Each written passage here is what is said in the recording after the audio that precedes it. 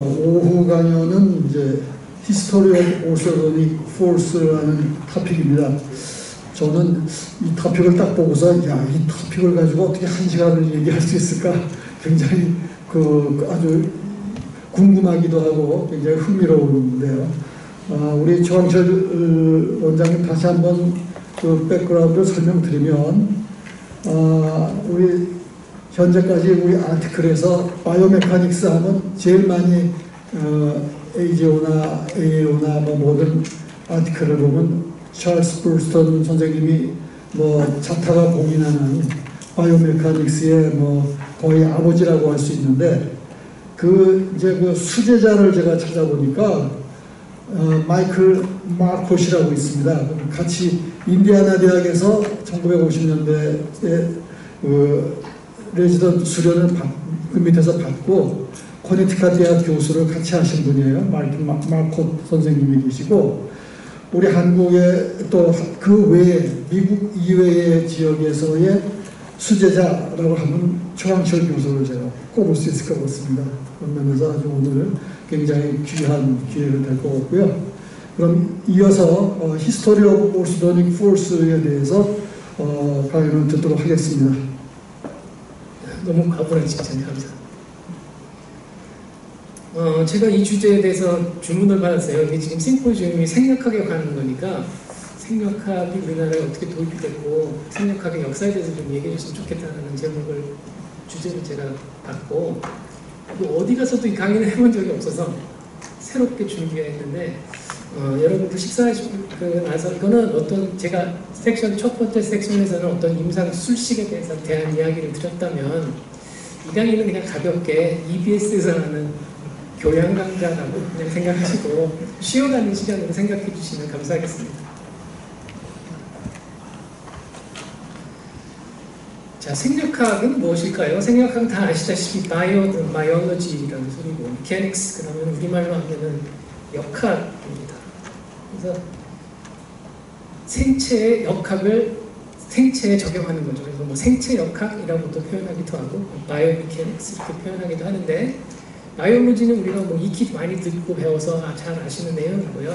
미케닉스는 다소 생소할 수 있겠습니다. 많이 들어보셨겠지만 미케닉스는 힘을 다루는 학문이에요. 포스를 다루는 학문이에요. 그래서 힘이 어떤 것이냐 다루는 학문입니다. 근데 힘은요, 힘이 도대체 뭔가라고 내가 선생님들께 여쭤보고 힘의 정의가 뭐예요? 그러면은 아마 대답하시기가 조금 까다로울 거예요. 나는 힘이 세, 그 사람 힘이 약해. 이 차 힘 좋네. 뭐 이렇게 표현들은 많이 하지만 힘의 정의가 뭘까요? 라고 하면은 굉장히 애매하단 말입니다. 그렇지만 힘이라고 하는 것은 엄연한 물리량이고요.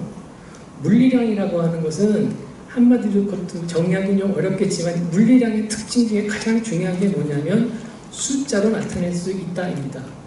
힘이 몇 뉴턴, 여러분들의 체중이 몇 킬로그램 중, 키가 몇 센티미터 이런 정확한 단위가 있고 숫자로 나타낼 수 있는 게 물리량입니다.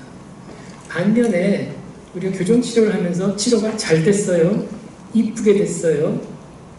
입술이 얇아지셨네요. 뭐 얇아졌다라는 건 물리량이 될 수 있어요. 몇 미리였던 게 몇 미리가 됐지만 그냥 이쁘다, 치료가 잘 됐다, 교합이 좋네요. 이런 것들은 물리량이 아니에요. 왜냐하면 숫자로 나타낼 수가 없거든요. 굉장히 애매한 거란 말이죠.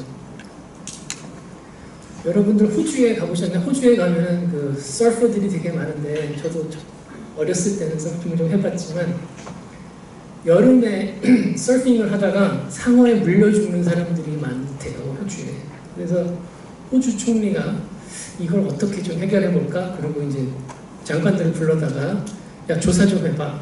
서핑하다가 죽는 사람들이 많으니까 이걸 좀 해결해야 되겠어. 그러니까 그 인구 센서스 조사 통계청 같은 데 직원이 한 달 뒤에 가진 자료를 다 수집해가지고 와서 보고를 했습니다. 여러 가지 변수를 기계에다 놓고 컴퓨터로 돌려봤더니요, 상어에 물려 죽는 때하고 아이스크림 판매량하고 정확하게 상관관계가 0.98입니다.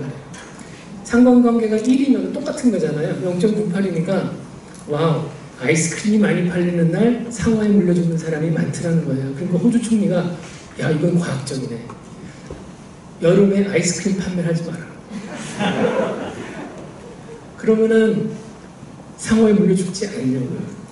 진실은 더우니까 아이스크림 먹고 계속 더우니까 서핑하러 나가는 거거든요. 그러니까 아무런 연관이 없는 거예요. 사실은 이런 게 숫자 또는 통계학의 약점이고 숫자가 잘못 호도되는 경우입니다. 제가 웃기느라고 하는 이 얘기를 했지만 안 와요, 이런 게. 교정에서도 예를 들어서 세플로메트릭 어널리시스로 온갖 분석을 많이 해요. 오픈 바이스는 어떻다 굉장히 많은 변수를 넣고 통계를 쫙 돌립니다. 통계에서 나온 결론이 뭐냐면 클래스 3는 오른손잡이가 많더라. 이게 결론이에요. 원래 오른손잡이가 많잖아요. 왼손잡이보다. 그러니까 이런 통계학의 오류, 이런 슈도사이언스가 많이 있고 우리가 소위 물리량을 다루는 미케닉스에서는 그런 거를 가급적 피하자. 그런 슈도사이언스에 속지 말자라는 겁니다. 그래서 생력학에 대해서 여러분들하고 이야기를 많이 해보면 생력학에 관한 교정의사들 또는 일반인들의 그 태도, 애티튜드가 두 개로 나눠진 걸 볼 수 있습니다. 생력학? 그거 뭐 별거 아니지. 치에다 힘 주면 움직이는 거 아니야. 세게 주면 빨리 움직이고 덜 주면 안 가는 거고 별거 아니야. 상식적이야. 이렇게 생각하는 분들도 있고요. 또 굉장히 이렇게 극단적으로 나뉘는 것 같아요. 또 한 부류는 야, 생력학 골치 아파. 그거 몰라도 다 교정하거든. 그렇게 생각하시는 분들도 있어요. 그러니까 이게 다 양쪽 극단이잖아요. 우리나라 지금 국민이 보수 진보가 너무 양극단으로 나뉜 것 같아요. 좌파, 우파가 진보, 보수가 중도는 별로 없고 너무나 극단으로 치우친 것 같습니다. 그런데 실제는 팩트는 그 중간이겠죠. 그렇게 너무 쉬운 것도 아니고요. 그렇게 너무 이렇게 이 상대성 이론 같이 이렇게 고급스러운 미케닉을 요구하는 것도 아닙니다. 그러니까 그렇게 많이 어려운 것도 아니고요. 또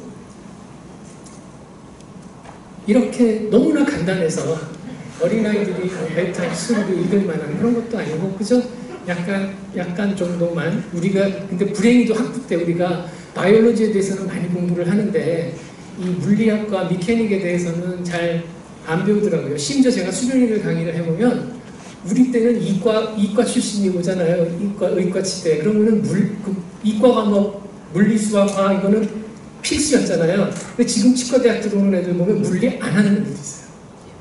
수학 같은 그렇더라고요, 요새는. 그래서 이거 굉장히 좀 문제인 것 같아요. 그 다음에 또 하나 역학의 특징, 우리가 우리나라의 과학기술대학이라고 그러잖아요. 그러면은 과학과 기술이 굉장히 비슷하다고들 많이 생각하시는데 테크놀로지하고 프린시플 또는 이제 사이언스라고도 할 수 있는데 이게 조금 약간 달라요. 어떻게 다르냐 하면 여러분들 집에 대개 아이가 감기가 걸려요. 감기가 걸리면은 미국 사람들은 치킨 누들 수프를 먹입니다. 한국 사람들은 뭐 어린아이한테는 안 그러지만 나 일로 와 그래가지고 소주에다 고춧가루를 타서 먹이죠. 감기에는 사실 뭐 특별한 약도 없고요. 안티바이럴이 없잖아요. 자, 그게 무슨 뜻이냐면은 아이들에게 치킨 누들 수프를 먹이나 우리 친구들한테 일로 와 그래가지고 소주에다 고춧가루를 타서 먹이나 거의 다 감기가 나요. 그죠?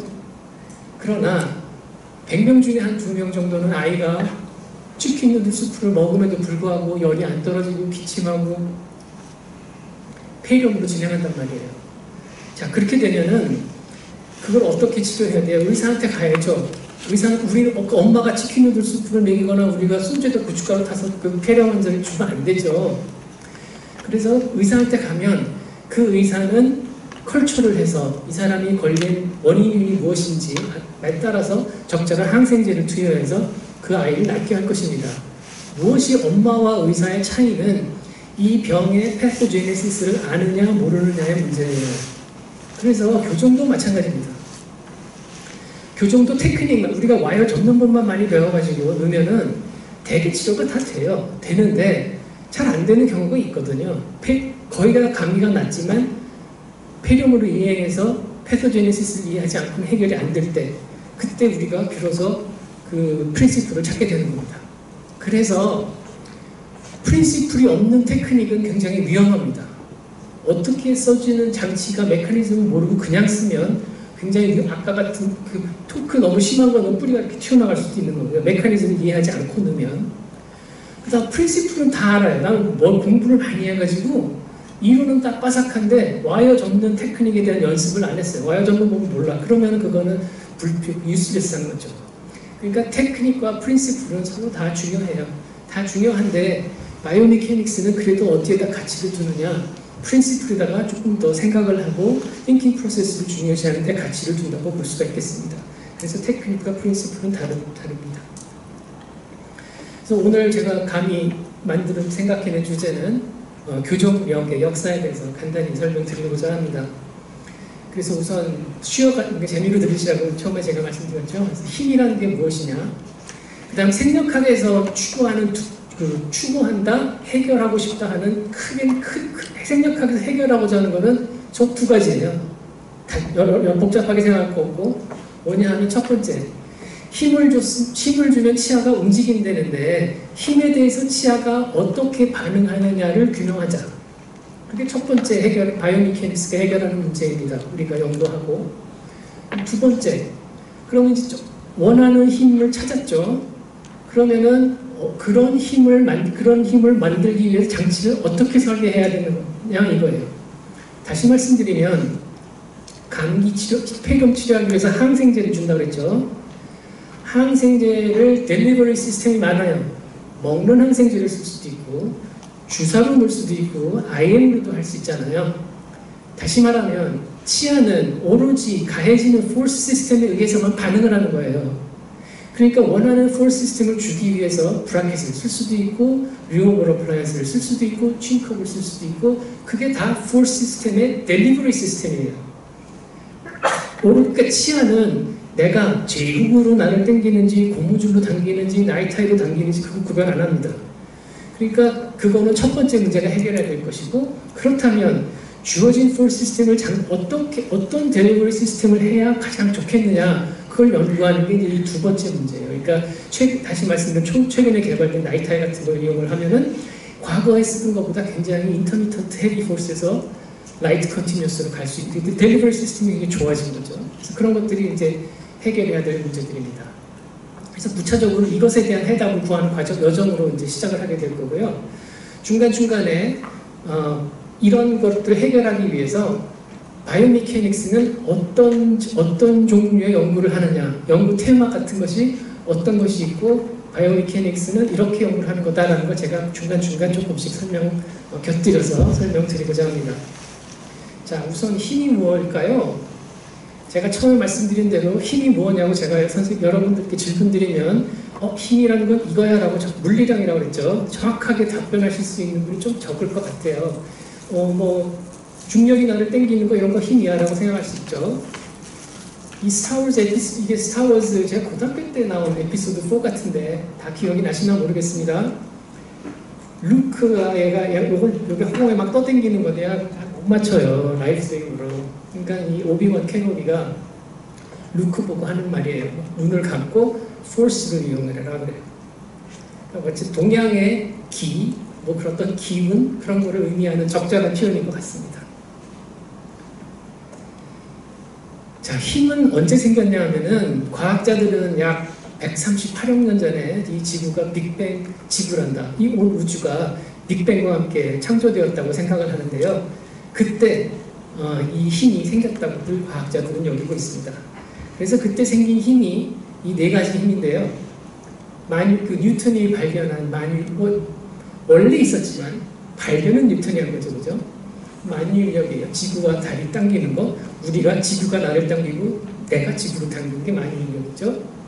그 다음에 자기력, 자석이 서로 당기는 거, 그 다음에 우리가 옷 같은 거 몸에 달라붙는 거, 정전기력, 전기력과 자기력은 통일이 됐습니다. 그래서 전자기력이라는 게 있고, 일상생활에서 금방 이렇게 눈에 띄지는 않지만 작은 힘, 라이트 인터랙션, 그다음에 원자핵 양성자끼는 전기적으로 반발을 해야 되는데 원자핵 안에 꽉 묶여 있잖아요. 그때 작용하는 strong interaction, 강력이라고 하는데 이런 뭐 제 전문 분야는 아니기 때문에 그냥 저도 주워들은 겁니다. 이런 핵력들이 이런 네 가지의 힘이 이 세상에는 있는 것으로 되어 있고 실생활에서 많이 쓰이는 거는 이런 거죠. 자기 부상 열차 이런 거 전기력을 이용하는 거고요. 수력 발전소 물이 떨어지면서 중력을 이용해서 발전기를 돌리는 수력 발전 만유력을 이용하는 거죠. 그러다가 138억 년 뒤에 1687년에 뭐 그렇게 최근이에요. 전체 역사로 따져보면은 뉴턴이라는 분이 이 만유인력이라는 게 있다라는 것을 발견하고 운동법칙 3가지를 발표했습니다. 이 책에 프린키피아라는 책에 20살 때 아이디어를 갖고 시작해가지고 약 40세 때 발표한 책이에요. 그래가지고 인류사의 가장 위대한 서적 중에 아마 1, 2위로 나타나고 있는 바이블 다음에 제일 유명한 책으로 되어 있습니다. 뉴턴의 프린키피아. 그만큼 우리 인류사에 지대한 영향을 주었죠. 그래서 이 사람이 만유인력을 발견했습니다. 만유인력을 교정에다가 사용을 해볼까요? 견치를 1옵션 시키고 싶어요. 컨티뉴어스한 힘을 주고 싶어요. 다른 부작용은 전혀 주고 싶지 않아요. 그러면 20g으로 익스트루전하고 싶으면 20g짜리 추를 매달아서 너 2년 동안 이러고 서 있어. 그러면은 아무 부작용 없이 익스트루전 됩니다. 그 다음에 리트랙션을 하고 싶어요. 그러면은 너는 요번에는 침대에 들어 수파이 포지션으로 그리고 너 2년 동안 있어. 그러면은 아무 부작용 없이 견치가 200g이라는 힘으로 2년 동안 지속적으로 가서 아무 부작용 없는 그런 홀 시스템을 줄 수가 있겠죠. 그런데 난센스죠. 만유인력을 가지고 하는 건 좀 난센스고 전자기력을 이용하면 어떨까요? 그런 이것도 많이 한때 유행을 했었는데요. 이건 참 재미있는 게 우리가 4번 발차하고 3번에다가 고무줄이나 나이타이 넣을 때 첫날은 좀 약하게 아프니까 첫날은 좀 약하게 넣고 그 다음에 오면 조금씩 좀 세게 해주는 그런 경향이 있죠. 자석을 이용하는 건데요. 자석이나 만유인력은 땡기기만 하지만 자기력은 다른 극으로는 땡기게 하고 같은 극으로는 리펄션도 시킬 수 있잖아요. 근데 NS극으로 이렇게 땡기게 하면은 만유인력처럼 거리의 제법에 반비례합니다. 그러니까 6번과 3번에 자석을 붙여놓고 있으면 처음에 약하다가 이렇게 점점 가까워지면 힘이 점점 세져요. 그러니까 우리들이 원하는 힘을 좀 추구할 수 있죠. 처음엔 약한 힘을 주고 점점 스페이스 클로저 하면서 강한 힘을 줄 수 있는 그런 좀 어떻게 보면 생리학적인 치유에 가까운 걸 줄 수 있다. 그래서 뭐 좀 많이 나오긴 했었는데 결국은 잘 안 됐어요. 왜냐하면 이게 너무 벌키하고 재미가 없었습니다. 그래서 이 직접적인 전자기력을 일으켜서 치아를 이동안 쓰지도 못했고 보통 우리가 사용하는 힘은 탄성력이에요. 그래서 나이타이 코일 스프링, 고무줄 또는 루프 같은 걸 이렇게 접어서 탄성을 이용해서 교정 치료를 합니다. 탄성력은 그러면 아까 말한 4가지 힘 중에 어느 힘일까요? 전자기력이에요. 사실 탄성. 왜냐하면 분자와 분자 사이의 거리를 늘리거나 줄일 때 반발하는 힘을 이용하기 때문에 우리가 그냥 일반적으로 탄성력, 그런데 사실은 엄밀하게 말하면 전자기력의 일종이라고 볼 수가 있겠습니다. 그래서 이 힘은 이 뉴턴의 그 4가지 힘 중에 만유인력은 뉴턴이 발견을 했고요. 실제 그 교정력에서 사용하는 힘을 발견한 분은 닥터 벌스턴이라고 해도 의심의 여지가 없습니다. 그래서 그 교정에서 사용하는 힘에 대한 모든 법칙. 이분은 제 생각에 the one and the only예요. 이분밖에 없고 이분밖에 이 당대에 모든 걸 그냥 다 셋업해버리셨어요. 뉴턴이 고전역학을 자기 당대에 셋업해놨듯이 교정력의 역사를 치면 그냥 이 사람의 개인사라고 봐도 돼요. 이분이 논문 150편에서 200편을 쓰셨거든요. 결혼도 안 하시고. 그래가지고 쓴 논문이 제가 알기로 생명학에 관계된 저널 레퍼런스에 이분 이름이 안 들어가 있으면은 슈도 사이언스로 보시면 됩니다. 별로 근거 없는 얘기라고 보시면 돼요.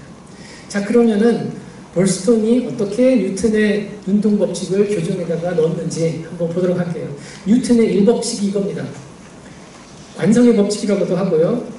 뭐냐 하면 움직이는 건 움직이려고 그러고 안 움직이려는 건 안 움직인다라는 게 뉴턴의 관성법칙이잖아요.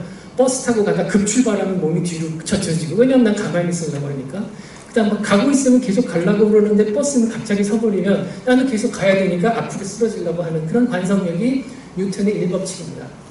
그런 뉴턴의 1법칙이 교정에 가장 많이 사용되는데요. 그 뉴턴의 1법칙을 수식화한 게 이거예요. 물체에 가해진 모든 외력의 힘의 합은 항상 0이다. 물체의 외력에 가해지는 모든 모멘트의 합은 0이다 라고 하는 것이 뉴턴의 1법칙입니다. 자, 이 무슨 소리냐. 나이타이 코일 스프링을 우리가 박스에서 지금 꺼냅니다. 꺼내가지고 이걸 걸으려고 뒤에다가 이렇게 걸어요. 그 다음에 이거를 여기다 걸기 위해서 핀셋이든 손가락을 이용해서 이걸 이렇게 쭉 잡아당기겠죠.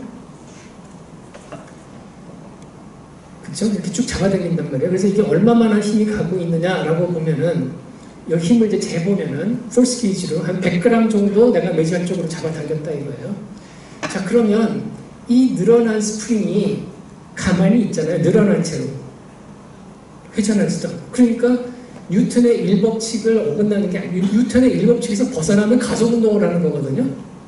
근데 가만히 있거나 등속도로 운동하는 건 가만히 있으니까 여기에 가해진 모든 외력의 합은 0이라고 했잖아요. 그러니까 힘은 내가 한 군데서 주지만 사실은 6번의 후크가 반대편에서 똑같은 힘으로 당기고 있는 거예요. 이런 식으로요. 그래서 이 늘어난 스프링은 이 상태대로 이퀄리브리움을 형성하고 뉴턴의 1법칙에 의해서 가만히 있는 겁니다. 이게 뉴턴의 1법칙이고 교정 장치의 힘을 분석할 때 제일 많이 사용되는 수식입니다.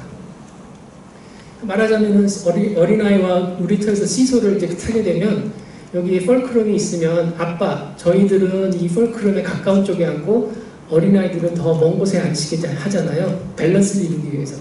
이퀄리브리움을 형성하기 위해서. 그래서 이때 가해지는 힘들은 밸런스를 이루기 위해서 이게 만약에 60kg, 10kg, 이거 70kg가 되는 거예요. 그죠? 그 다음에 모멘트의 합도 0이 됩니다. 그래서 그 모멘트의 합이 0이 돼야 저 시소가 움직이지 않게 되는 거죠. 교정장치도 마찬가지예요. 뉴턴의 2법칙은 뭐냐면 물체에다가 힘을 줬더니 점점 속도가 빨라지기 시작하더라. 그런데 비례상수가 몸의 질량이더라는 거예요. 그 질량이 크면 질량이 힘과 액셀러레이션의 비례상수이구나. 근데 치아도 가속운동을 하긴 해요. 이렇게 당기면은 근데 움직이는 게 눈에 안 보이잖아요. 이게 점점 속도가 치아가 빨리 가는지 늦게 가는지 그 별로 중요하지도 않고 궁금하지도 않아요. 그래서 이 뉴턴의 2법칙은 교정에서는 사실 어플라이 하는데 조금 아주 어플라이 못하는 건 아니지만 연관성이 좀 별로 없어요. 그런데 이 뉴턴의 그러니까 이제 이게 유명한 그 갈릴레오가 피사에서 이렇게 무거운 거 가벼운 걸 떨어뜨리면 무거운 게 더 빨리 떨어질 것 같은데 힘은 더 많이 받지만 무거우니까 관성이 더 커서 가속되는 데 대한 저항이 크기 때문에 결국 이게 속도가 같아지는 이런 게 뉴턴의 2법칙인데요. 이게 교정과 연관성은 좀 적단 말이에요. 이해가 금방 오지도 않고. 그래서 사용하는 게 후크의 법칙입니다. 뉴턴과 동시대 사람이에요. 이 후크라는 분이 뉴턴보다 한 10년 정도 선배고요. 로버트 후크의 법칙이 뭐냐면 스프링에 또는 어떤 물체에 힘을 가하게 되면 늘어난 길이는 가해준 힘에 비례하더라. 그게 후크의 법칙입니다. 그러니까 100g을 넣었을 때 1cm가 움직였으면 200g의 힘을 주면 2cm가 움직인다. 그게 후크의 법칙이에요. 근데 이분이 왕립학회 회장이고 그 다음 회장이 뉴턴이거든요. 근데 이 뉴턴이 그렇게 유명한 사람인데 굉장히 시샘과 질투가 많았대요. 그래서 이 후크라는 분이 선배잖아요. 그래서 이 후크의 초상화, 이 사람의 쓴 책 다 갖다 버렸대요. 그래가지고 남아있는 게 없어요, 사진이. 굉장히 유명하신 분임에도 불구하고 아직까지 좀 뉴턴에 비해서, 뉴턴이 워낙 대가기 때문에 좀 가려진 것도 있지만 이게 이제 후크의 법칙입니다. 그래서 나이타이 코일 스프링이라든지 크레온탈 리가멘트라든지 가해준 힘에 비례해서 이렇게 늘어난다. 그러니까 1cm 액티베이션 한 거랑 2cm 액티베이션 한 거 비교해보면 절대값은 모르지만 어쨌든 2배가 된다.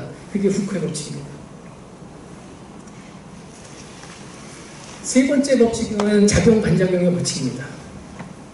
자, 작용-반작의 법칙은 이런 거예요. 지구가 나를 당기고, 그러니까 지구에 붙어있죠. 반작용으로 내가 또 지구를 당깁니다. 그래서 뉴턴의 1법, 그래서 그게 항상 같다는 거예요.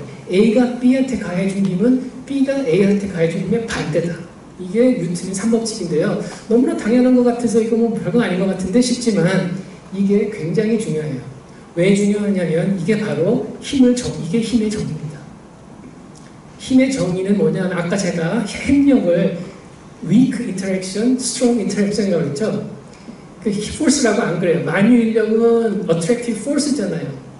전자기력도 force고. 근데 interaction도 force라고 그러고 interaction을 핵력은 force라고 하고 interaction이라고 했잖아요. 다 힘이거든요.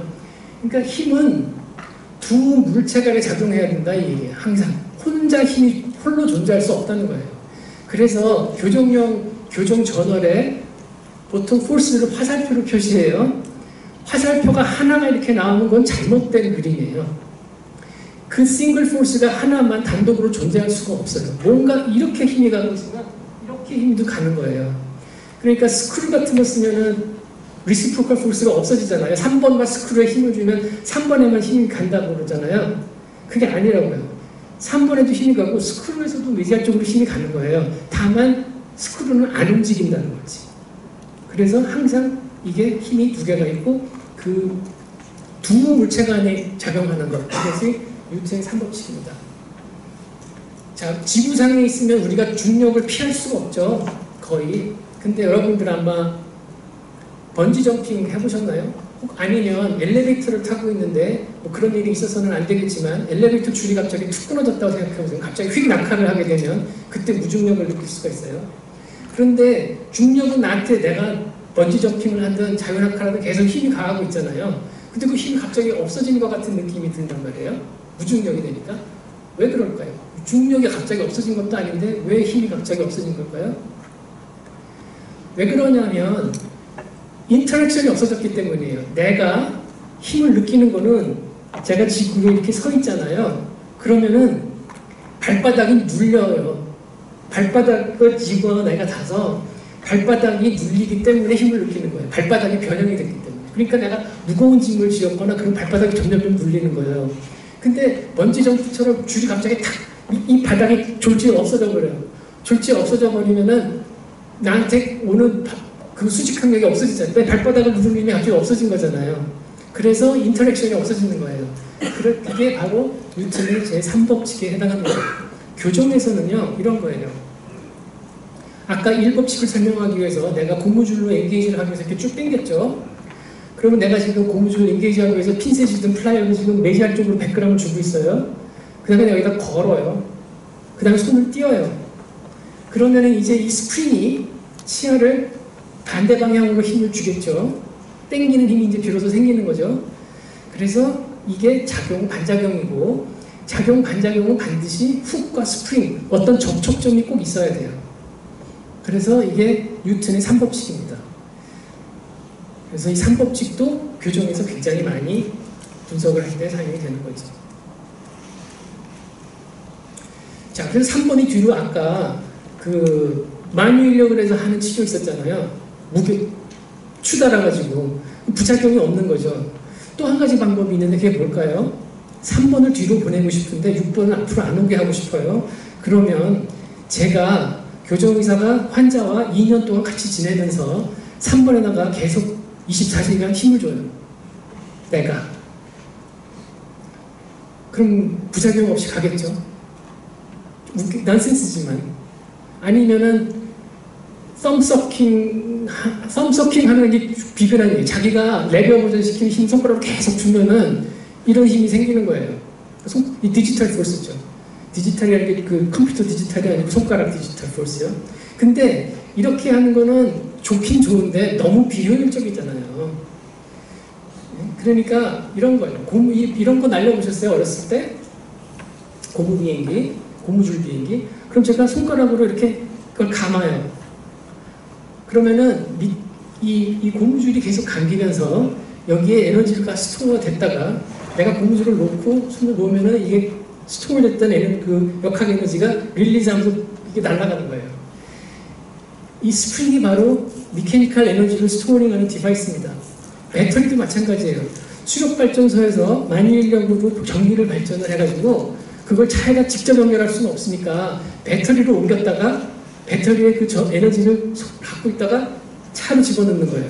핸드폰도 마찬가지고. 그래서 배터리가 뭐냐 하면 에너지를 스토어링하는 디바이스예요. 그 교정용 스프링도 에너지를 스토어링하는 디바이스예요. 손가락으로 겐치를 당기는 거는 재미없자 힘들잖아요. 그러니까 숫자가 이 공주를 늘립니다. 숫자가 이 공주를 늘리면 가로축은 거리고 이쪽은 포스예요. 그 뉴턴의 이 법칙으로 설명한 후크의 법칙에 의해서 당기면 힘이 늘어납니다. 그죠? 점점 이게 후크의 법칙이에요. 그러면은 이거를 적분한 밑에 면적 있잖아요. 힘과 거리를 적분한다. 이 면적 이게 뭐죠? 워크예요. 에너지. 다시 말하면 이 스프링에 스토어 시킨 에너지예요. 이 에너지는 누가 공급했느냐? 교정의사가 땡겨서 공급한 거예요. 그 다음 이거를 치아에 가져갑니다. 치아에 가져가서 걸고 손가락을 띄어요. 손가락을 띄면 이 스프링에 저장됐던 에너지가 방출이 되면서 치아가 움직이는 거예요. 그러니까 치아가 움직인 에너지의 소스는 어디서 나온 거예요? 교정의사의 손가락에서 나온 거예요. 치아가 아름답게 이렇게 펴진, 이게 에너지가 필요하잖아요. 근데 뭐 배터리로 한 것도 아니고 전기 꽂아서 한 거. 교정의사의 손가락에서 나온 에너지에 의해서 교정치료가 되는 거라고 볼 수가 있겠습니다.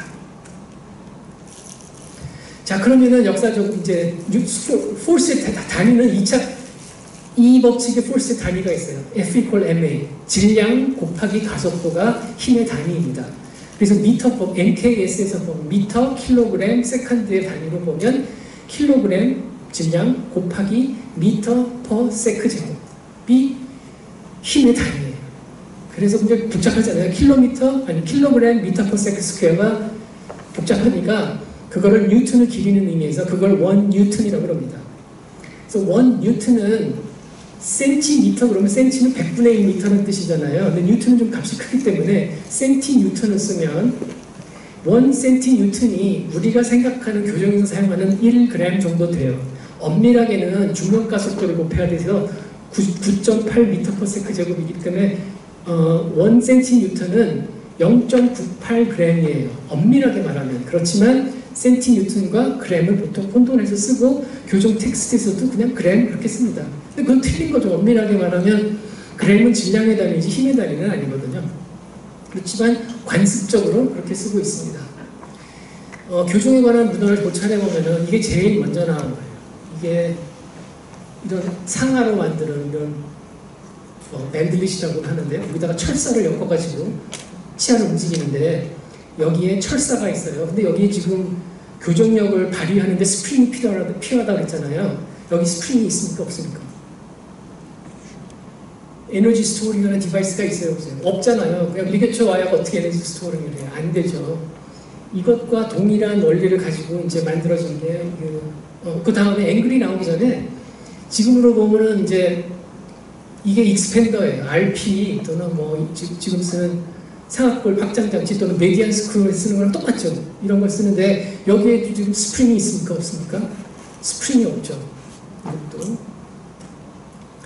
그거가 개발이 되다가 1900년대 닥터 에드워드 하티 앵글이 EA치라는 걸 만들죠. 이것도 보시면 여기 스크류로 디지털라이징을 시키는 거고 굉장히 굵은 와이어를 쓰고 있고요. 여기다가 와이어를 리게처를 해서 힘을 주고 있는 건데 여기도 역시 스프링이 있습니까? 없습니까?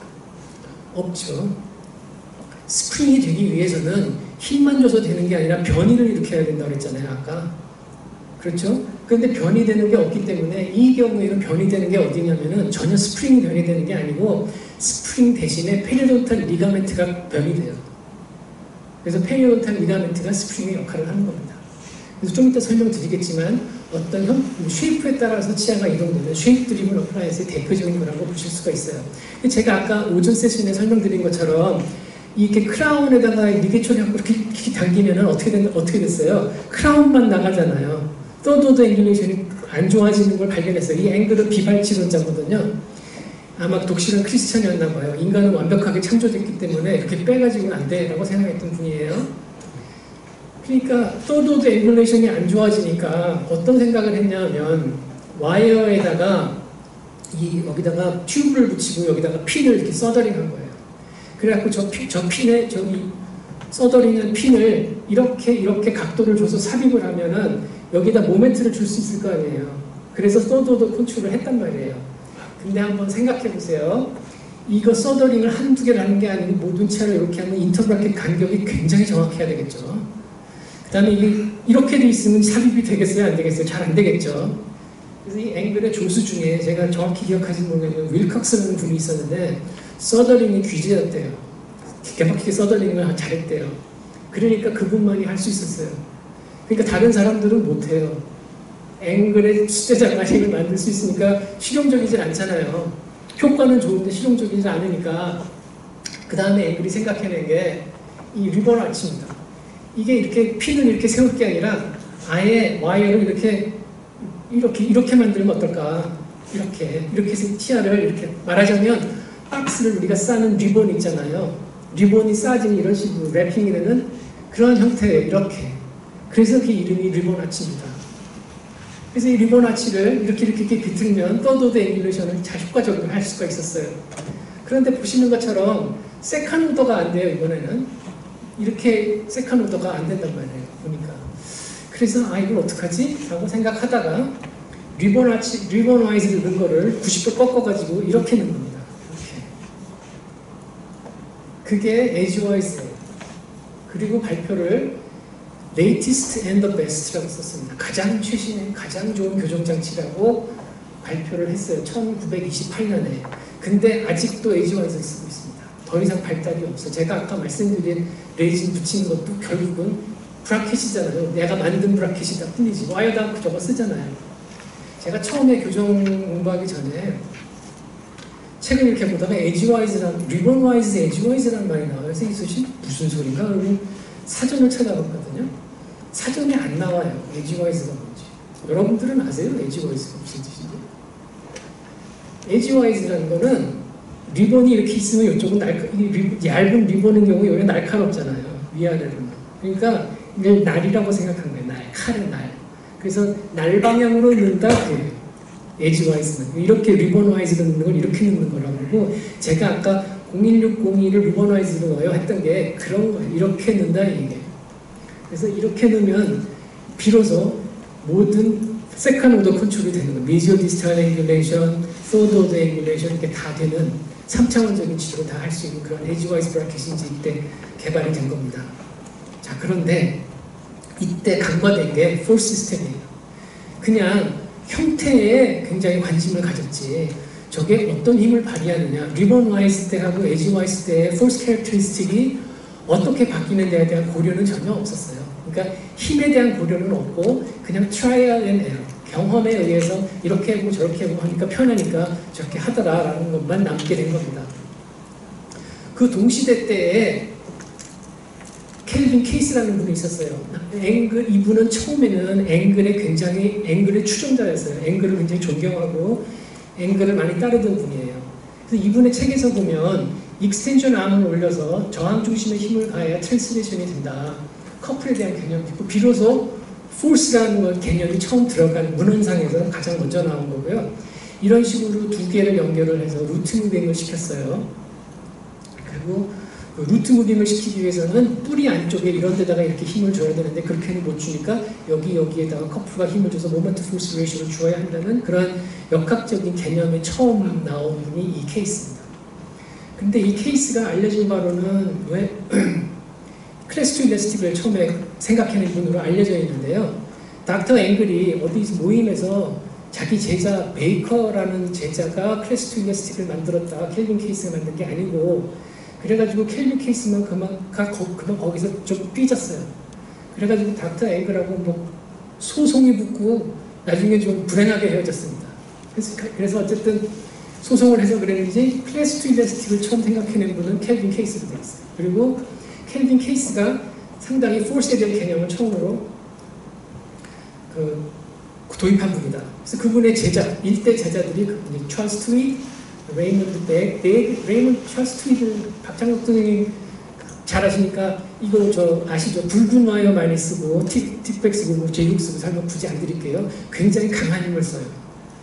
근데 그 강한 힘을 쓰면 안 되겠다 생각한 게 베이그예요. 호주 사람인데 이 이분은 리본 아치 와이즈를 보고 그걸 따라 만든 게 베이그 어플라이언스예요. 한번 자세하게 설명 안 드릴게요. 책에 한번 보시죠. 베이그 어플라이언스라고 있는데 저 베이그 어플라이언스 한 번 봤습니다. 저 수련회 때 289에서 치료받던 사람 미국에서 치료받다가 왔는데 하는 데가 없으니까 연대로 왔는데 이렇게 보니까 베이그 어플라이언스가 붙어있더라고요.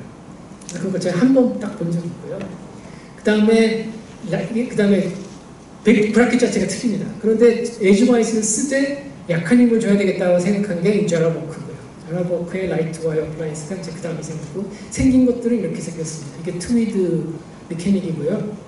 이게 베이그 어플라이언스입니다. 이렇게 핀으로 고정을 해서 리본 와이스의 그 메케닉을 따라한 거고 그 다음에 이게 제라버크의 라이트 와이어 헬릭스를 많이 쓴 거고 이거는 대한민국 교정학계가 자랑으로 여기는 김영호 선생님의 트위드의 컨티뉴어스 루프예요, 루프. 근데 제가 뭐 감히 폄하를 드리는 게 아니고 굉장히 만드는 방법이 엄격해요. 요거는 몇 미리, 요건 몇 미리, 재료는 0102, SS 뭐 뒤로 갈수록 이렇게 커지고 아주 엄격합니다. 만드는 방법이. 근데 이것도 쉐이프의 정렬성을 준 거지 이게 왜 루프가 메지알 쪽으로 가야 하며 왜 뒤쪽으로 가면서 커져야 되는지에 대한 고려는 사실 별로 없어요. 그래서 엄밀하게 포스에 대한 고려는 별로 없었다라고 하는 걸 알 수가 있습니다. 그와 동시에 약간 더 시월이 지나서 저 수련회 받을 때 저의 한 몇 대 선배 정도님 위에서는 바이오 프로그레시브 테라피라고 했고 여러분들 지금까지 좀 쓰는 분들이 유틸리티 아치라는 거 있잖아요. 그게 이 바이오 프로그레시브 테라피입니다. 그래서 그때 여러 가지 루프들을 사용을 하는데 이때 보면 비로소 힘에 대한 고려를 해요. 와이어가 많아지면 힘이 이렇게 점점 줄어드는 포스 리플렉션 레이트가 줄어든다는 걸 이제 언급을 합니다. 그리고 이때 T룹의 선 프로토타입 같은 것도 나타나기도 하고요. 그래서 저 때 슬라이딩 메커닉을 안 쓰고 이런 루프 메커닉 많이 썼는데 이 루프의 종류가 너무나 많아서 어떤 게 좋은지 잘 모르고 루프의 춘추전국 시대라고 볼 수가 있습니다. 그런데 중요한 거는 이때도 루프가 경험에 의해서 이렇게 만들어진 거지 이 루프가 발생시키는 포스 시스템이 무언지에 대한 연구는 사실 없어요. 그냥 다 아티스틱하고 트라이얼 앤 에러 방식으로 루프가 개발이 되었습니다. 소위 말하는 교정학의 굉장히 혁신적인 장치라고들 알고 있는데 그 앤드류가 만든 Six Keys to Normal Occlusion에 나온 SWA인데요. 이게 뭐 굉장히 대단한 거라고들 많이들 말씀하시는데 제가 보기에는 그냥 에지와이즈 브라켓이 조금 변형이 된 거지 이게 에지와이즈 브라켓의 개념 자체를 바꾼 건 전혀 아니고요. 그냥 밴딩을 좀 줄여주는 역할 한 정도라고만 생각해지지 생략학적 관점에서 이게 뭐 크게 혁신적인 거라고 저는 개인적으로는 뭐 생각합니다. 앤드류 선생님이 계시면 좀 섭섭해 하시겠지만. 그래서 그게 다 그 바이오메케닉은 그 당시에 이제 유커레이 지금 벌스턴이라는 분이 제가 D1 and D1이라고 했잖아요. 그거 혼자서 다 셋업을 해놨거든요. 그래서 이 바이오메케닉스를 한국에 처음 도입하신 분이 연세대학교의 지금 너무 좌장하시는 박영철 교수님이세요. 이분이 여기 가가지고 그 공부를 해갖고 오신 거예요. 해가서 벌스턴 선생님 잘생기셨죠? 1989년도까지입니다. 저는 아직 트레이닝 받기 전이에요. 그리고 그 세그멘티드 아치 테크닉 제가 아까 설명드린 거 그거에 대한 집대성을 해서 한글판 책을 이렇게 만드셨고요. 지성 출판사에서 나왔습니다. 2001년도에 3판이 나온 걸로 알고 있고 여기 이제 그 편저자로 등록이 된 게 아까 좀 전에 좌장하신 권병희 선생님도 여기 있는 걸 볼 수가 있습니다.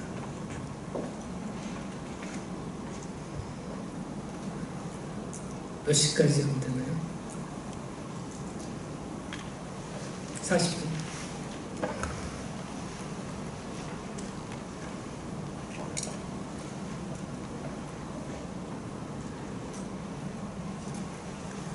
자, 치아가 힘에 대해서 어떻게 반응하냐? 아까 저항 중심에 관한 이야기가 잠깐 나왔는데요.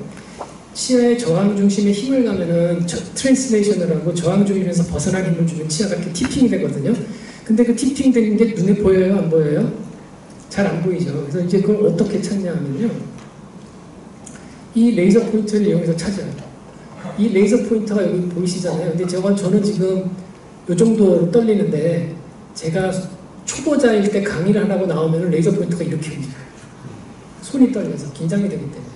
왜 이렇게 많이 움직이지만 한 2, 3m 움직이는데 저는 별로 안 움직이는데 저게 많이 움직이거든요. 그래서 조그만 각도 차이가 굉장히 증폭이 됩니다. 레이저 포인트로 뭘 반사시키면. 그래서 이 레이저 리플렉션 테크닉을 사용해서 치아에다가 조그만 거울을 붙이고 레이저 포인터를 갖다 쏩니다. 쏴서 여기에 이게 생기면은 위에다가 이렇게 힘을 주면은 저 레이저 스페클이 위로 올라가고요. 밑에다가 놓으면은 레이저 스페클이 밑으로 내려가는 걸 관찰할 수 있는데 실험실이 작으면은 이게 조금 안 되는데 실험실이 이렇게 넓지 않잖아요. 그렇기 때문에 거울로 이걸 막 여러 번 반사시키면은 저 길이를 뭐 한 1km 이렇게 만들 수 있어요. 그러면 굉장히 적은 양의 각도 차이인데 이 레이저 스페클의 움직임이 보입니다. 그래서 이러한 방식으로 치아의 이동이 어떻게 되느냐 연구를 하기도 하고요. 그래서 연구를 한 결과가 약 3분의 1 지점에 있더라라고 하는 것을 여러 가지 스터디에 의해서 저항 중심의 위치가 밝혀졌습니다. 현재에서는 아주 현재는 아니고 요새는 이 트랜스듀서라는 걸 사용하는데요. 여기에 이 트랜스듀서라는 건 뭐냐면 치아의 움직임을 디텍트하는 자라고 생각하시면 돼요. 이렇게 여기하고 여기가 두 군데가 있거든요. 그래갖고 여기다 이렇게 힘을 주면은 여기서 동시에 움직임 트랜슬레이션이 되면은 이 A번 센서 2번 센서에서 같은 값이 나와요. 그럼 그때는 이게 트랜슬레이션 됐구나라는 걸 알 수가 있고 다이나믹하게 이 나온 거리를 계산을 하면 센터 로테이션의 위치를 우리가 추정할 수가 있어요. 그래서 그 센터 로테이션을 추정하는 식이 이겁니다. 저항 중심은 이미 우리가 정했죠. 저항 중심에서부터 힘을 준 거리가 A, 그다음에 회전 중심이 B라고 하면 두 개의 곱은 시그마 스퀘어라는 값으로 나온다라는 하는 거를 독일의 네그럴이라고 하는 물리학자가 처음 발표를 했어요. 처음에 발표를 했고 제가 근데 어떻게 이 식이 유도되는지에 대한 설명은 전혀 없고 요것만 딸랑 나옵니다. 그래서 제가 나름 공부를 해가지고 요 시그마 스퀘어 값을 실험적으로도 구해보고 수학적으로도 한번 유도를 했는데 이 값을 찾아낸 날 아무도 이해는 못해주겠지만 저 혼자 너무 기분이 좋았던 밤잠을 설레게 흥분했던 날이기도 합니다. 그래서 이렇게 센터 로테이션이 어디냐에 따라서 이렇게 치아 지축이 회전하는 걸 다 트레이싱을 할 수가 있습니다. 자, 넘어갈게요. 이거는 디퍼런셜 스페이스 클로저. 한쪽은 가게 하고 이쪽은 못 오게 하고 하는 거죠. 타입 A, B, C 앵커레지를 어떻게 조절하느냐? 이게 보시면 이쪽은 많이 움직이고 이쪽은 안 움직였잖아요. 그래서 이쪽에 이렇게 많이 움직이게 하려면 이쪽에 힘을 줄여야 되거든요. 그래서 과거에 하던 방법이 여기다가 헤드기어를 쓰는 거고 최근에 하는 방법이 이거를 스크루를 써서 잡아놓든 이걸 여기다 힘을 안 주고 스크루에다 힘을 주는 방법이 최근에 사용하는 방법인 것이고요. 전통적인 방법은 이렇게 힘을 삐딱하게 줘서 모멘트 포스 레이쇼를 조절을 해서 하는 겁니다. 이렇게 보시면 힘을 어디다 주느냐에 따라서 같은 힘의 크기지만 모멘트 비율에 따라서 크라운 움직이는 양이 이렇게 달라지는 것을 볼 수가 있고요. 이렇게 이런 게 이제 첫 번째 문제에 대한 질문을 힘에 대해서 어떻게 반응하느냐 건데 이미 앵글 시대 때 많은 인트로덕션이 있었고요. 그 다음에 라이트 컨티뉴어스 포스를 주는 방법은 넘어가도록 하겠습니다.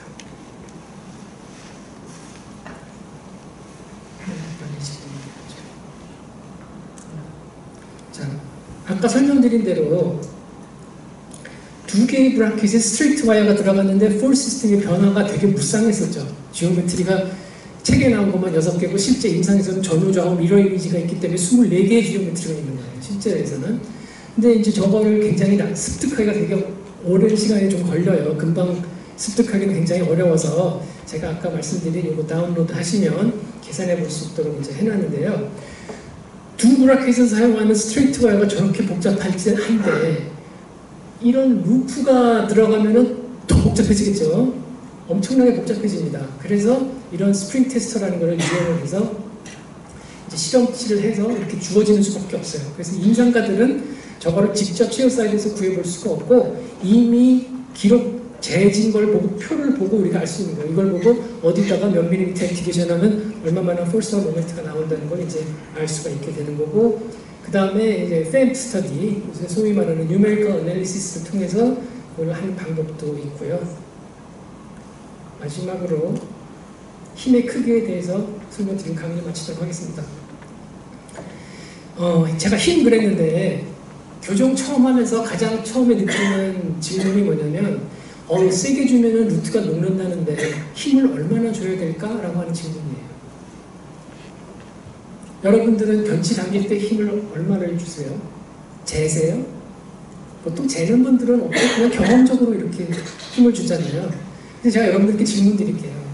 50kg이라는 힘이 치아가 아니고 저한테 50kg이라는 힘이 가해지면은 나한테 무리한 힘입니까? 적절한 힘입니까? 약간 질문을 이렇게 드려볼게요. 그러면 대답을 해주세요. 50kg이라는 힘이 나한테 가면은 그게 센 힘이에요? 약한 힘이에요? 자, 50kg이면 젊은 마른 여자 몸무게 정도 되겠죠. 버스를 탔는데 만원 버스예요. 50kg 나가는 여자가 이런 신발을 신고 있는데 뒷구부로 나를 밟고 있어요. 내 발등을. 그럼 내 발등에 가하는 힘이 얼마예요? 50kg이에요. 그다음 옆에 있는 사람은 운동화를 신고 있는데 그 운동화를 신는 발로 나를 밟고 있어요. 이 사람 체중도 50kg이에요. 그러면 아파요? 어느 게 더 아파요? 이게 더 아프죠? 똑같은 힘이 가는데 어떤 경우는 아프고 어떤 경우는 안 아프단 말이에요. 그래서 힘의 절대값이 중요한 게 아니에요. 힘의 절대값이 중요한 게 아니고 이 힘 나누기 면적한 거. 다시 말하면 압력이죠, 그게. 그래서 미국식 단위계로 하면은 파운드 per square inch. 바퀴 같은 데 보면은 그게 PSI거든요. 그게 압력의 단위예요. 또는 킬로그램 per 센티미터 제곱. 그게 바예요. 자동차 바퀴 보면 얼마 넣으라고 돼 있잖아요.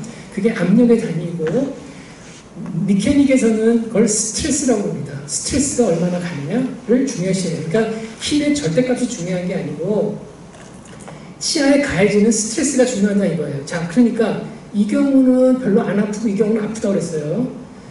어떤 게 이런 경우냐면은 트랜슬레이션이에요. 3번을 트랜슬레이션 시키면은 전체 면적이 골고루 힘을 가잖아요. 스트레스가 이분하게 디스트리뷰션 된다고 이렇게. 그러니까 트랜슬레이션은 좀 힘을 많이 줘도 돼요.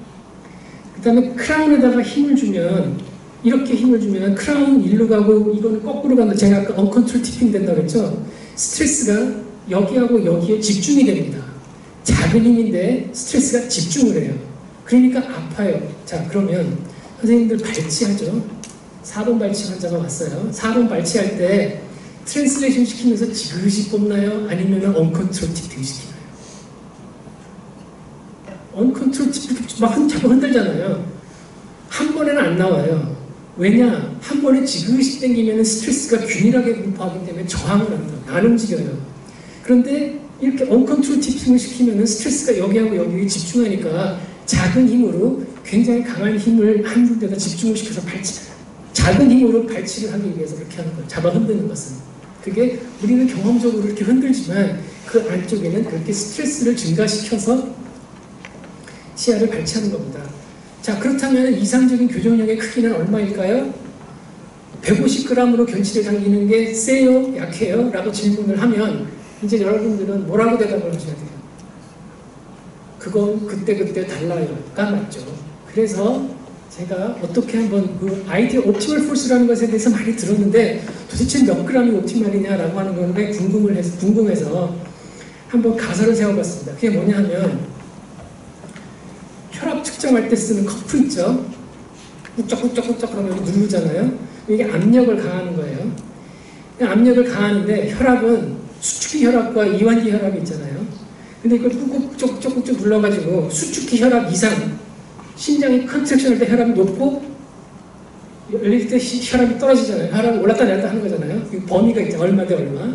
그러면 이 커프가 시스톨릭 프레셔보다 더 강하게 누르면 피가 안 통하죠. 안 통하니까 청진기 대고 들어봐야 아무 소리도 안 나는 거예요. 그 다음 이완기 혈압보다 약하면 어때요? 가다 안 가다 하는 거지 가는 거거든요. 그렇게 피가 흐르니까 안 들려요. 그런데 수축기 혈압, 이완기 혈압의 중간 정도 되는 압력을 이렇게 누르면 피가 어떻게 가요? 갔다 안 갔다 하겠죠. 시스톨릭에서는 가고 다이아스톨릭에서는 안 가고 그렇게 되잖아요. 그래서 제가 한 게 뭐냐면 압력을 치아에다 힘을 주면은 페리돈탈 리가멘트에 컴프레션이 되니까 페리돈탈 리가멘트에 분포하는 캐필라리 아터리를 커넥트 시킬 것이다. 이 압력이. 그러면 페리돈탈 리가멘트 캐필라리 아터리에 시스톨릭 프레셔 이상으로 힘을 누르면 피가 안 통하겠죠. 그래서 그러면 네크로시스가 일어날 수 있겠네 라고 제가 가설을 세운 거예요. 그래서 스트레스를 주는데 그거를 이제 내가 실험을 해볼 수는 없으니까 이런 모델을 만들어서 힘을 어디다 주느냐에 따라 최대 스트레스가 나타나는 곳이 어디냐. 그래서 언컨트롤 티핑은 이 에이펙스에서 최대 스트레스가 나오니까 언컨트롤 티핑 시키면 루트 접전이 에이펙스에서 나오는 거예요. 이 중간에서는 그러니까 루트 접전이 잘 안 생겨요. 엑스레이 보면 맨날 여기가 생기잖아요. 여기가. 그 이유가 에이펙스 스트레스가 집중되기 때문이에요. 그래서 제 가설은 힘을 주는데 그 스트레스가 시스톨릭 프레셔 이상으로 가면은 네크로시스가 되고 루트 루접션이 올 수 있겠다라고 생각을 하고 스트레스를 계산해 봤습니다. 그리고 절대값을 구해봤어요. 구해봤더니 이런 식의 값이 나와요. 그래서 언컨트롤 티핑 시킬 쪽에는 20g이라는 작은 힘만 줘도 에이펙스가 시스톨릭 프레셔보다 올라가더라. 그 다음 147 정도를 주니까 시스톨릭 프레셔 정도가 되더라는 거예요. 그래서 이게 CR을 하는 옵티멀 포스가 이렇게 어디를 어떤 타입의 이동을 하느냐에 따라서 이렇게 레인지를 보이는 거예요. 옵티멀 포스가. 그래서 저는 한 150g 정도가 될 거다를 하고 120mm HG에서는 저 정도 값이 일반적인 캐나인 기계에서 좀 수칙으로 가설해서 나온 값이에요. 근데 흥미롭게 이건 좀 옛날 된 자라법 책이지만 거기서도 제 모델이 견치거든요. 상악 견치에서 보면은 이때 그 힘의 크기가 이 정도 나옵니다. 제가 유도한 값이랑 상당히 많이 벗어나지는 않죠. 옛날이긴 하지만 이거는 2009년도에 2019년 한 3년 전에 나온 메타스터디인데요. 그 연구의 히어라키에서 가장 좋은 데가 메타스터디예요. 제일 못 믿었고 허접분한 게 클리니컬 케이스 리포트고요. 메타스터디는 여태까지 해온 스터디를 전부 종합을 해서 결론을 내는 거잖아요. 그래서 이 메타스터디를 했습니다. 얼마만한 힘이 가장 좋을까 봤더니 모더레이트 레인지가 100에서 150이 나오더라고요. 이게 메타스터디로 나온 결과예요. 그러니까 제가 가설로 유추했던 그 페리온탈 리가멘트 콜랩스 비율이랑 거의 얼추 비슷하게 나오는 것 같죠? 그래서 옵티멀 포스는 힘의 크기는 절대값이 중요한 게 아니라 어떻게 분포하는 게 좋겠다라고 하는 겁니다. 그래서 이 포스에 관한 거가 굉장히 중요한데요. 요새 나오는 게 이거죠. 이게 원리적으로 닥터 앵글이 만든 이 아치랑 원리가 같은 거예요. 그러니까 뭐예요? 포스에 대한 고려라기보다는 쉐이프에 대한 고려예요. 그러니까 이거는 쉐이프를 계속 바꿔가면서 페리돈탈 리가멘트에 압축을 주면서 마지막 형태대로 가는 거잖아요. 여러 세트의 걸 쓰면서. 마치 스크루를 써서 맥시라를 확장하는 것도 이렇게 줄 때마다 페리돈탈 리가멘트를 이렇게 컴프레스 시키는 거거든요. 이 익스펜더 자체가 스프링이 아니에요. 이건 강체예요. 이거는 누른다고 눌리지 않아요. 그러니까 이런 게 다시 쉐이프 드리븐으로 좀 가는 그런 경향을 요새 보이는 것 같습니다. 근데 이 쉐이프 드리븐의 단점이 뭐냐면 페리돈탈 리가멘트가 스프링이라고 했잖아요. 근데 그 스프린지네스가 너무 낮아요. 무슨 소리냐면 라이트 컨티뉴어스를 주는 데는 거의 불가능해요. 그러니까 라이트 컨티뉴어스를 주려면 세트 수를 굉장히 많이 하면 돼요. 뭐 한 1000개. 그러면은 작은 힘을 컨티뉴어스하게 줄 수 있겠지만 지금 한 100세트 뭐 이렇게 해가지고는 힘 컨트롤하기가 굉장히 어렵다. 옛날에 그 앵글의 이 아치랑 같은 게 별로 다를 바가 없다라는 거고요. 이제 마지막으로 마치겠습니다. 앞으로는 그럼 어떻게 할까? 지금은 슬라이딩 메케닉으로 모든 메케닉이 거의 표준화된 것 같아요. 루프를 잘 안 써요. 근데 인류가 만든 가장 좋은 발명품 중에 하나가 이 바퀴라 되나요? 그래서 이 바퀴를 쓰면은 마찰력이 50분의 1에서 100분의 1 정도로 줄어드니까 바퀴를 쓰면 마찰력을 극복할 수가 있고요. 이거는 상상도인데요. 얼마 전에 우리가 로켓을 쐈는데 우주정거장이나 위성에 로켓을 쏘면 연료비도 많이 들고 사람 태우면 위험하잖아요. 그래서 이렇게 우주 엘리베이터입니다. 그래서 엘리베이터를 만들면 안전하고 좋은데 왜 로켓을 굳이 쏠까? 재료의 강성이 떨어져서 그래요. 스테인리스 스틸로 이렇게 만들면 자체 무게 때문에 콜랩스해서 못 만든답니다. 그래서 그 슬라이딩 메케닉에서 가장 문제점이 되는 게 와이어 디플렉션이거든요. 와이어가 디플렉션 되니까 뭐 덤핑도 되고 뭐 컵옵스피 생기고 하는 것들이니까 각광받는 게 이 탄소 나노 튜브입니다. 무게 대비 굉장히 가볍고 강성이 어마어마하게 큰 그런 탄소 나노 튜브가 각광을 받고 있고요. 그런 바퀴와 탄소 나노 튜브를 결합해서 하면은 앞으로 미래의 슬라이딩 메케닉의 솔루션이 있지 않을까 싶고요. 또 압니까? 그 탄성제는 뭐를 쓰느냐? 없으니까 그 안에 이제 모터를 넣는 거죠. 이제 모터가 얼마나 작아질 수 있을까요? 이거 비교적 이거 한 5년, 6년 전 사진인데요. 이게 좀 0.5mm 샤프신이고 이게 정전 모터예요. 이것도 굉장히 크고요. 요새는 정전기를 이용한 머리칼 굵기의 모터가 있답니다. 그러니까 브라켓 안에다 모터를 넣어서 전력 공급에 문제가 있겠지만 하루에 0.001mm씩 움직이도록 스마트폰이 조절을 할 수 있는 날도 앞으로 올 수 있지 않나 그렇게 생각해 봅니다. 그래서 폴스에 대한 고려를 여러분들 하면서 교정 치료를 하는 것이 좋겠고요. 뭐 어떤 교정 수식에 대한 소개는 아니고 뭐 충분한 방식이긴 했지만 교정력의 역사, 그 다음에 교정 생략학이 추구하는 것이 무엇이며 어떤 방식으로 교정 생략학이 연구되어 가고 앞으로 갈 방향에 대해서 간단히 설명드렸습니다. 감사합니다. 쉬어가는 시간이라고 생각하시면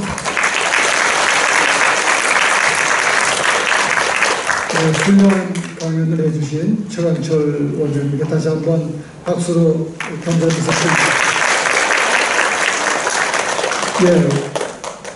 지금부터 10분간 휴식을 하고 다음 이기준 교수 강의로 넘어가겠습니다. 4시에 강의 시작하도록 하겠습니다.